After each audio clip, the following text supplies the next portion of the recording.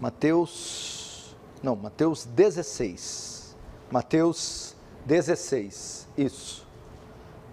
Mateus 16, verso 13, diz assim a palavra do Senhor: Indo Jesus para os lados de Cesareia de Filipe, perguntou aos seus discípulos: Quem diz o povo ser o Filho do Homem? E lhes responderam: Uns dizem João Batista, outros Elias, e outros Jeremias, ou algum dos profetas. Mas vós, continuou ele, quem dizeis que sou? Respondendo Simão Pedro disse: Tu és o Cristo, o Filho do Deus vivo.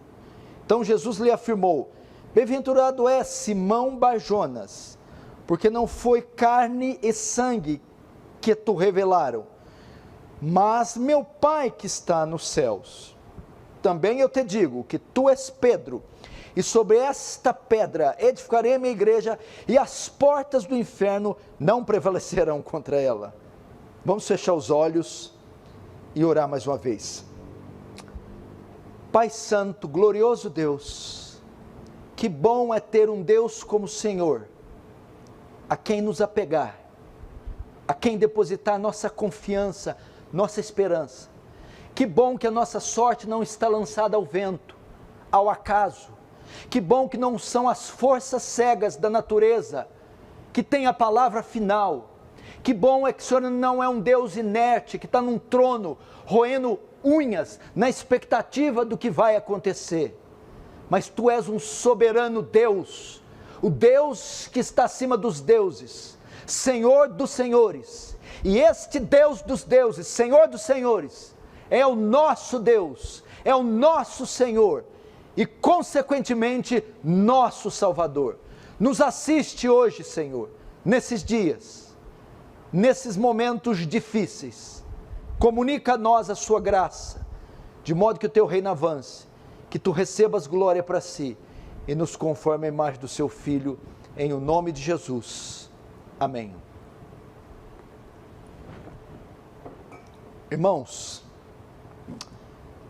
evidentemente nós vamos ser ligeiros hoje, em razão do louvor. Esses louvores que tocaram aqui estão entre aqueles que eu mais gosto, mais aprecio, de todos os tempos. Espero que depois você possa revê-los e também apreciá-los. Quero trazer uma mensagem oportuna, pertinente, atual, uma mensagem que vai de encontro com a nossa necessidade. O tema é: as portas do inferno não prevalecerão. As portas do inferno não prevalecerão. Muitos medos e temores têm sondado os nossos corações nestes últimos dias, com absoluta certeza. O medo, o temor, é um sentimento que tem batido a sua porta, sondado o seu coração nesses dias. Parece que o mal está à espreita, o mal está à nossa espreita, querendo matar, roubar e destruir. E esse mal se personifica na figura do nosso arqui-inimigo, Satanás. Parece que as trevas cobriram toda a terra, e tudo que se vê, tudo que se ouve é destruição, desordem, caos, morte, dor, violência, desespero. O mundo que está sendo entregue à sua própria sorte. E a igreja está aqui presente neste mundo. Esse mundo perverso conta com a presença da igreja, que sofre também todos esses rumores. E a pergunta que vem no íntimo do nosso ser é: será que venceremos? Será que suportaremos tanta opressão, tanta angústia, tanta tristeza causada pelo agente do mal, Satanás, e as suas hordas malignas, suas hostes? Será que venceremos? Uma enfermidade após outra, um obstáculo após outro, um gigante após outro, uma crise após outra, que vai da emocional à física, da conjugal à profissional, da espiritual à ministerial. Esse texto que eu li nos traz a resposta. Esse texto que eu li nos garante que a igreja é vitoriosa, que ela vencerá, que ela não sucumbirá, que ela não será derrotada. Este texto garante que sim, nós venceremos esses e quaisquer problemas, crises, hostes malignas que se levantem contra a igreja de Cristo. Eu posso dizer que, num certo sentido, a igreja de Cristo é indestrutível, inexpugnável, inconquistável, invencível.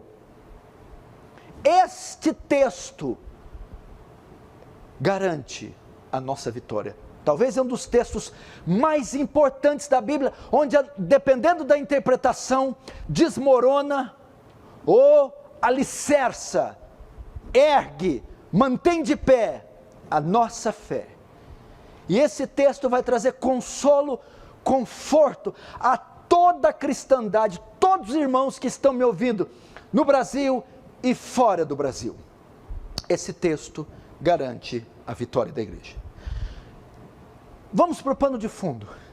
Jesus está aqui em Cesareia de Filipe, aos pés do monte Hermon, e ele está com seus discípulos conversando, arrazoando, está ali em uma certa enquete com seus discípulos, discutindo alguns temas. Então Jesus vem a eles e faz essa pergunta, no verso 13: quem diz o povo ser o Filho do Homem? Que as pessoas aí fora estão falando a meu respeito? O que a população que nos cerca diz ao meu respeito? O que as pessoas comentam sobre a minha identidade? Sobre quem eu sou? Jesus faz uma pergunta aos discípulos, porque ele quis testar o discernimento das pessoas acerca de si, acerca dele. Ele queria saber qual a imagem, como eles viam a Jesus.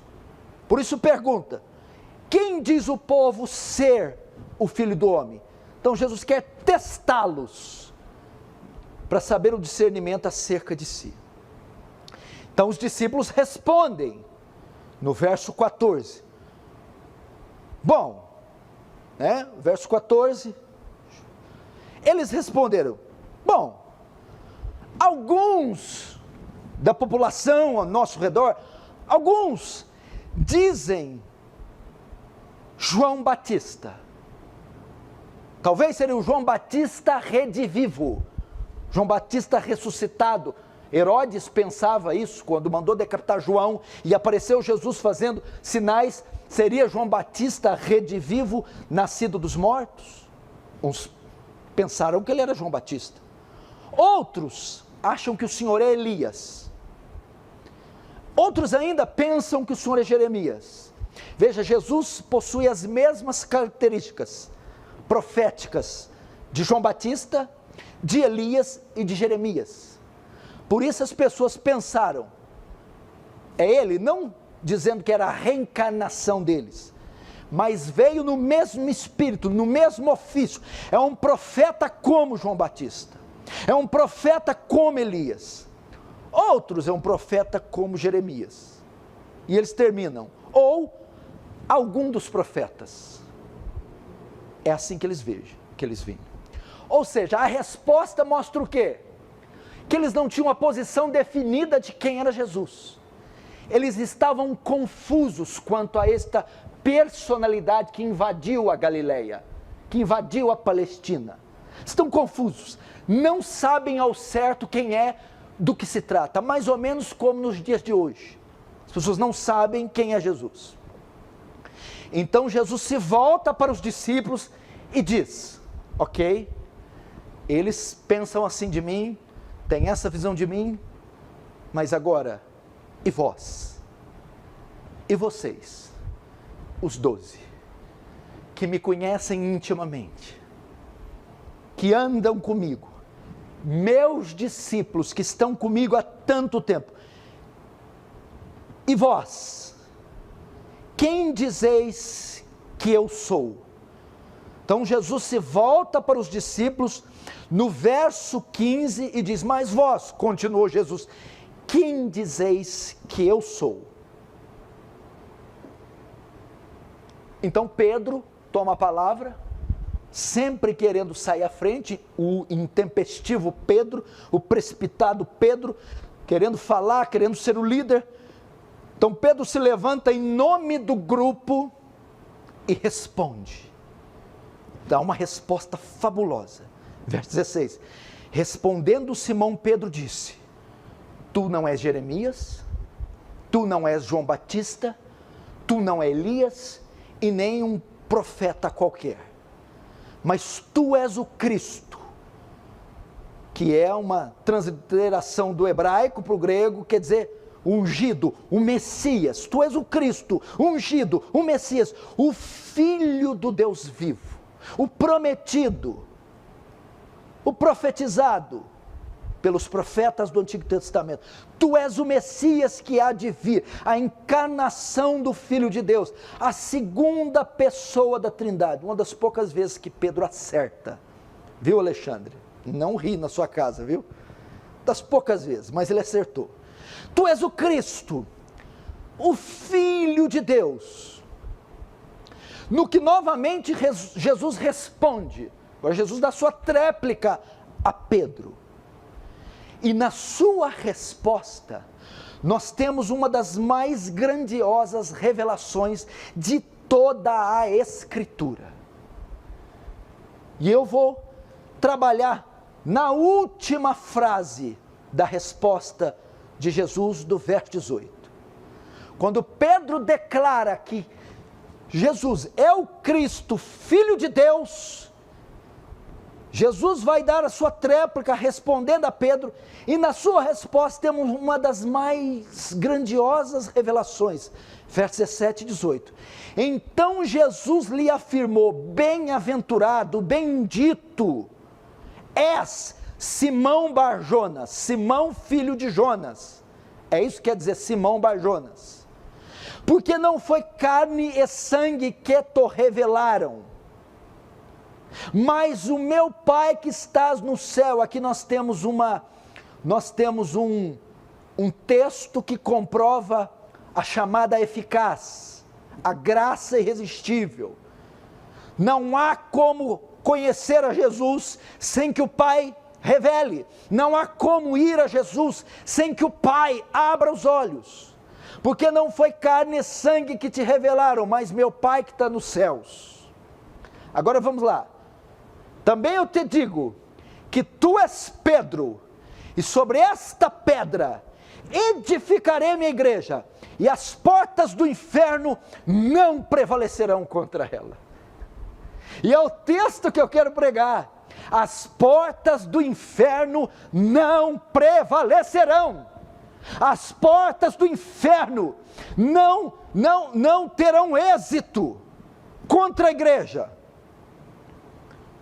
O tema da minha mensagem, para consolar aqueles que estão abatidos, temerosos quanto ao futuro, é a afirmação cabal, imperiosa de Jesus, dizendo: as portas do inferno não vão derrotar, não vão aniquilar, não vão desfazer, não vão vencer, nenhum santo sequer, não vão vencer a igreja.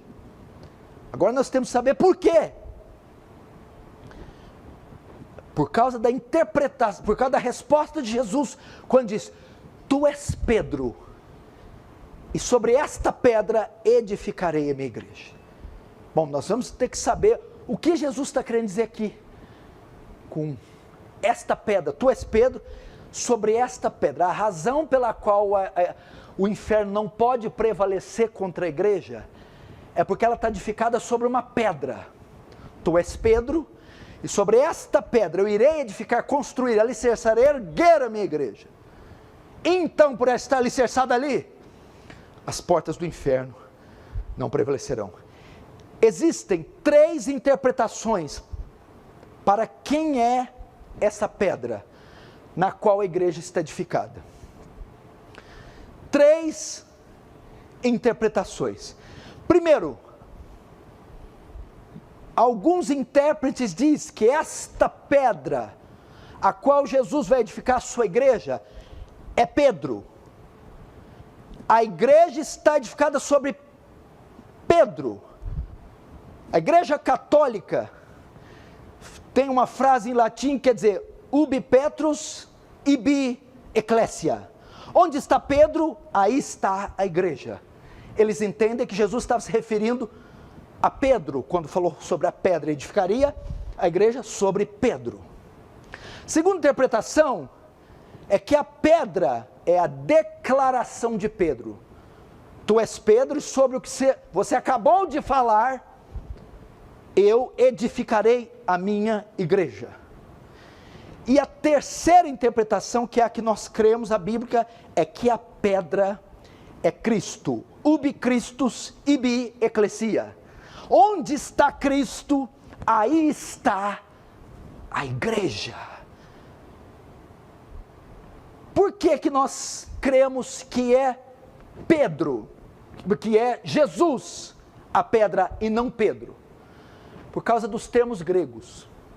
Quando Jesus diz, tu és Pedro, o termo grego é Petros, fragmento de rocha, pedrinha, pedaço de rocha. Tu és Pedro, Petros. E sobre esta pedra, Petra, é uma rocha grande, é um firmamento, alicerce.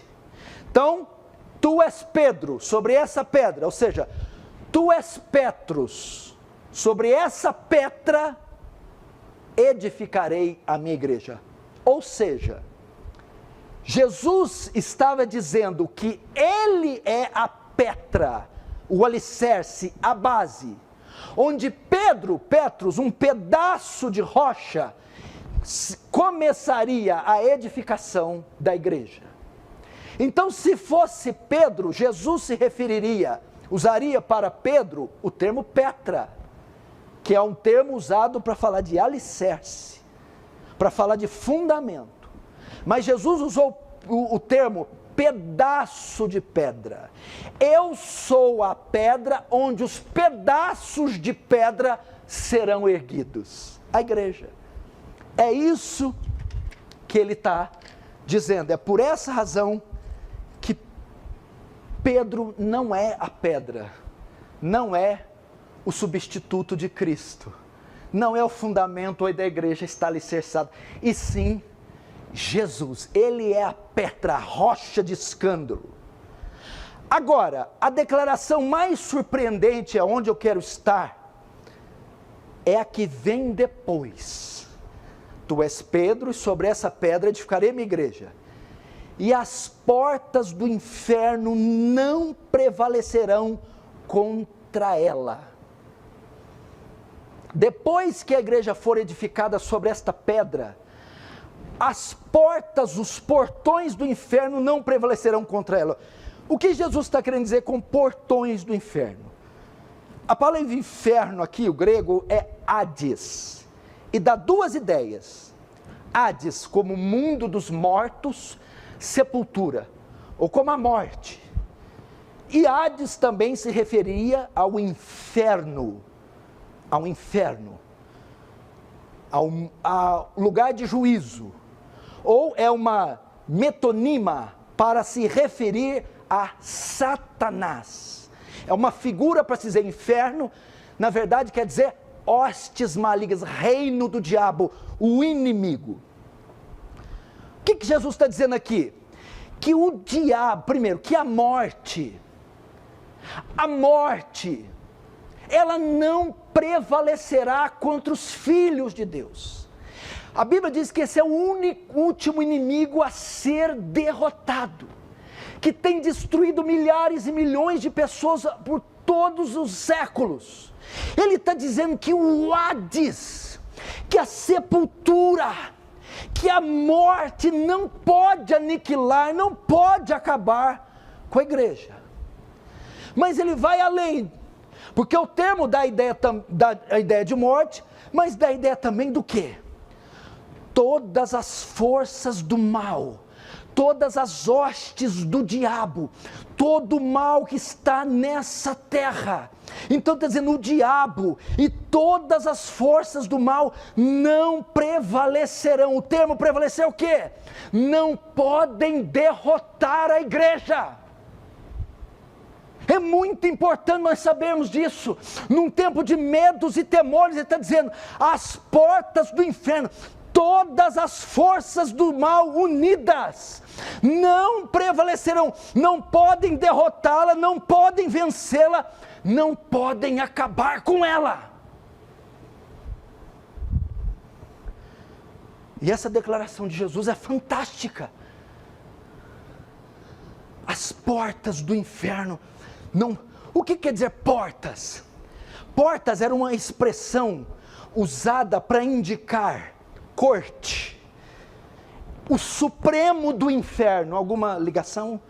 A corte maligna, a última instância, a suprema corte do mal. Dá a ideia também de trono, poder, soberania. Ele está dizendo que é a suprema corte do inferno, o trono do diabo, os poderes das trevas, por mais que sejam fortes, não podem causar dano algum à igreja. Prevalecerão quer dizer, não podem derrotar, não podem subjugar, não podem suprimir, não podem vencer, não podem aniquilar, não podem acabar com ela.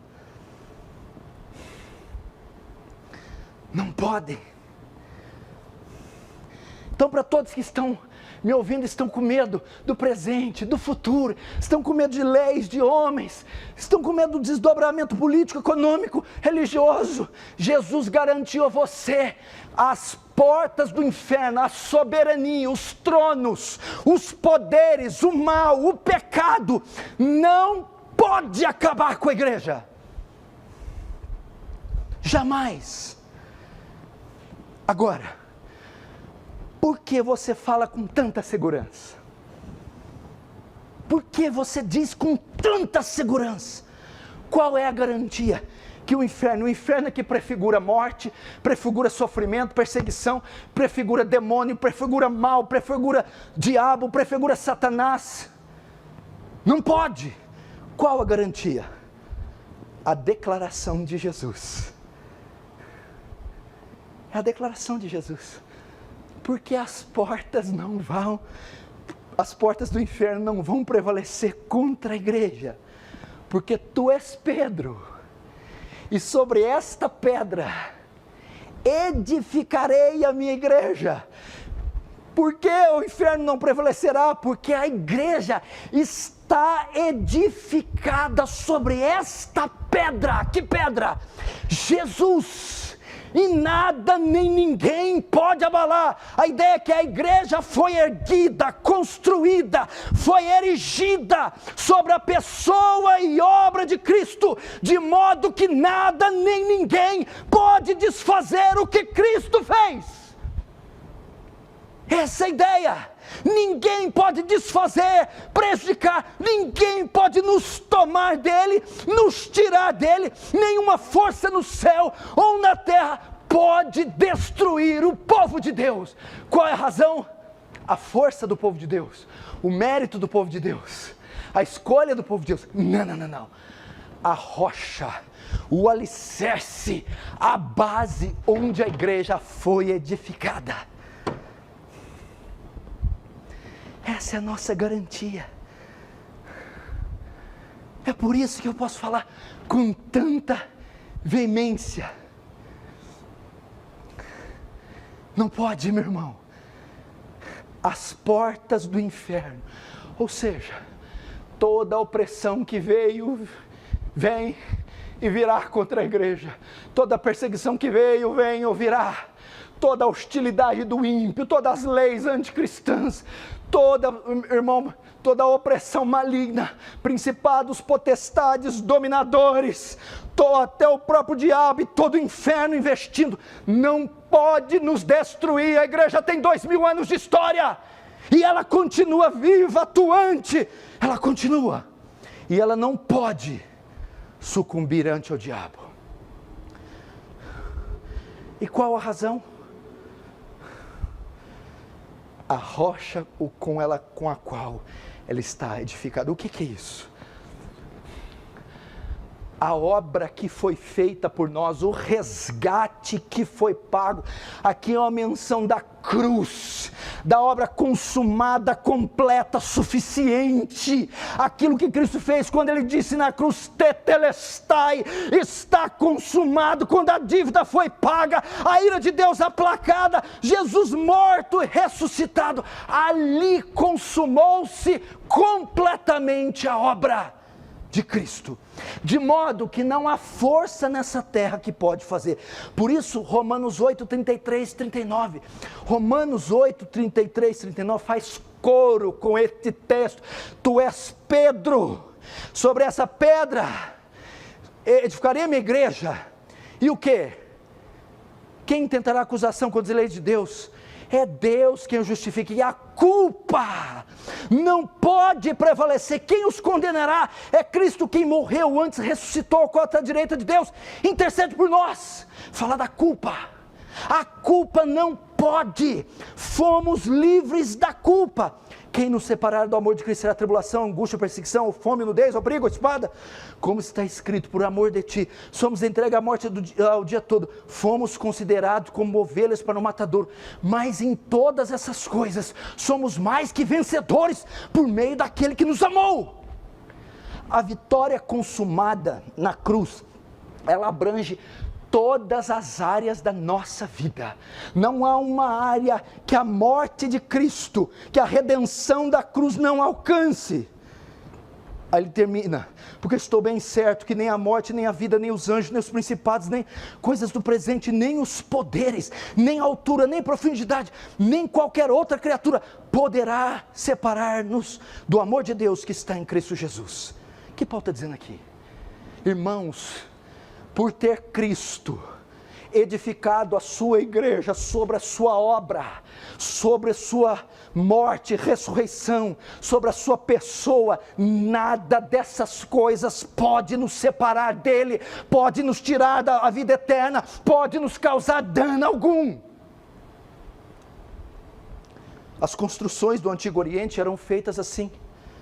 Os arquitetos procuravam essas pedras angulares, pedras fundamentais, e tinham que ser rochas que suportassem qualquer oscilação, qualquer pressão. Então ali erguiam as suas construções de modo que isso durava para todo sempre. Foi isso que Jesus fez por nós na cruz. Foi isso que Deus fez. Construiu a sua igreja sobre um fundamento que não há terremoto demoníaco, que não há força ímpia que pode sequer, meu irmão, mover 1 centímetro sequer.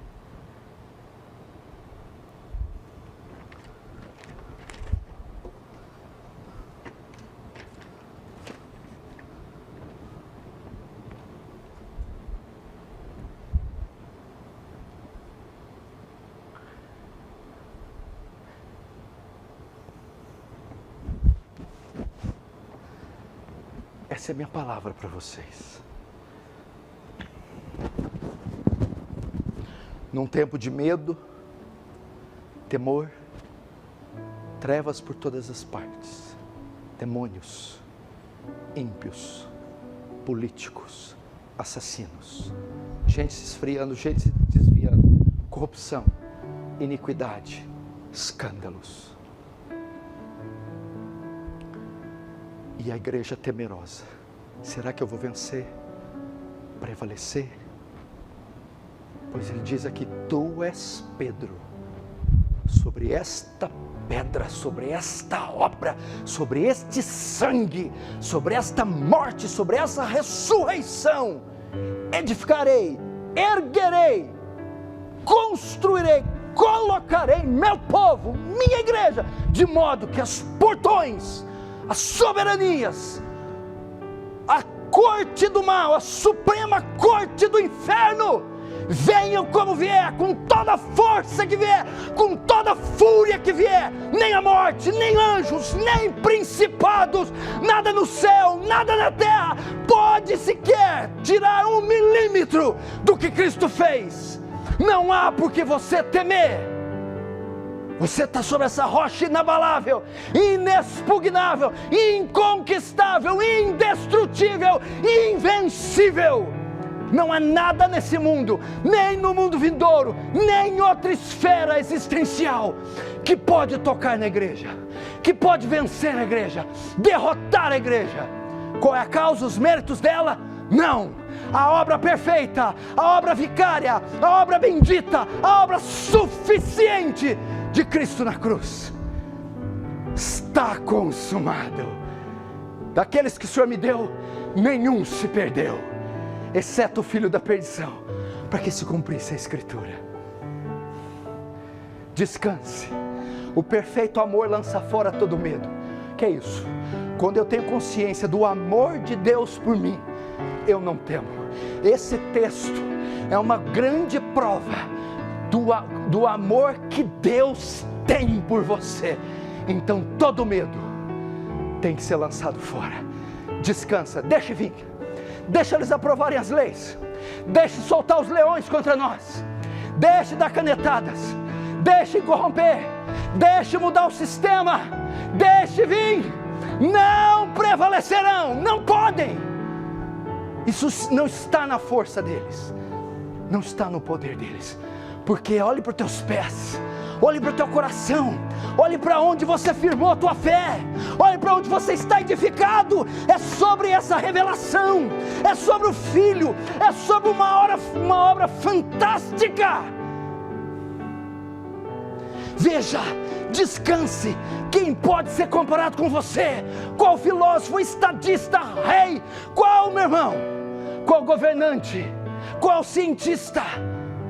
Por mais brilhante que seja, se não estiver na revelação desse livro, está num campo escorregadio. Mas você não. Você foi chamado e firmou seus pés aqui, na rocha mais alta que você. E você não pode ser vencido. Se você crê nisso, feche os olhos, ore comigo. Vamos orar. Pai Santo, Pai bendito, obrigado.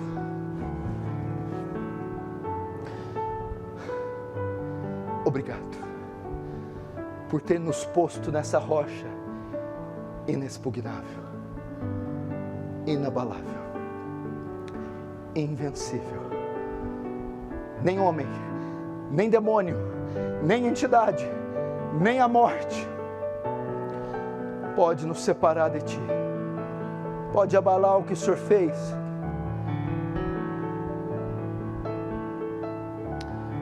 Ninguém, Senhor. Você que me ouve na sua casa, descanse. Não existe nada mais poderoso que essa rocha. Não há poder bélico, econômico, militar. Não há nada nem ninguém em toda a face da terra que pode desfazer.